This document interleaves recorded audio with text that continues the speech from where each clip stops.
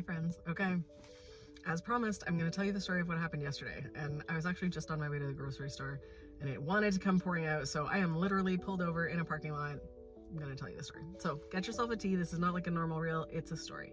This is story time with the witch doctor. So the story begins yesterday morning when we packed up all of our stuff from our Airbnb, made our way to the airport, dropped off our rental car, did all the things, got there nice and early, and sat around and waited as you do at airports. And when it was time to board, we jammed into one side of the airport with all these other people. It's a pretty small airport. And it started to get really hot because we were in a hot country. It was very hot outside, and with all the body heat, the air conditioning couldn't keep up. So here's where it all begins, okay? I'm standing in line, I'm surrounded by all these people. My body's picking up all of their energy. Of course, everybody's jacked, nervous, hyper, wants to get home, all of the things, right? Our bodies communicate with each other, whether we're privy to that information or not. It happens.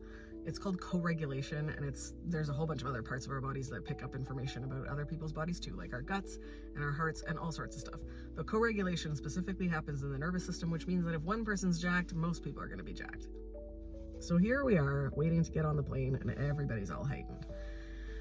We finally start moving, the lineup dissipates, only to have us out on the runway in the heat getting on the plane. Okay, fine. Anybody can tolerate like 5 minutes of heat, right? Yes. So we get on the plane, we're greeted by these lovely flight attendants who tell us, don't worry, the air conditioning's on, find your seat, you're gonna be nice and comfortable. Then we're delayed an hour. Fine, we have air conditioning. But all of a sudden the pilot comes on and says very kindly and calmly that there's a problem with the plane's engine and that we're delayed. And not only are we delayed, but we need to start the plane in a different way. It can't be started the usual way. I know nothing about planes, so I don't know how this works. It can't be started in the usual way. They have to start it a different way. And this other way that they need to start the plane includes the fact that they have to shut off the air conditioning for a short period of time. But please don't worry, he tells us, everything is going to be fine and the air conditioning will come back on very shortly. You'll just be hot for a few minutes. Okay, so we're on Air Canada 737, Boeing 737. I don't know how many people fit on this plane, but trust me, when the air conditioning goes off and the doors are shut and the sun is beating down on you, it's like a tiny little sweatbox. So here we are in this tiny sweatbox for, I don't know, probably at least another 45 minutes. It felt like death. It felt like we were suffocating, okay? So let's go backwards for a second. We know that everybody's nervous systems are already jacked, and now we're sitting on this plane, the doors are shut, there's no air conditioning, there's no airflow coming into this thing, and everybody's bodies are heating up. And I can see people starting to get squirmy. And my own body starts to get squirmy. Now, I am a bit claustrophobic, but have been working on this with my nervous system work. So I was like, well, this is a really great opportunity to practice.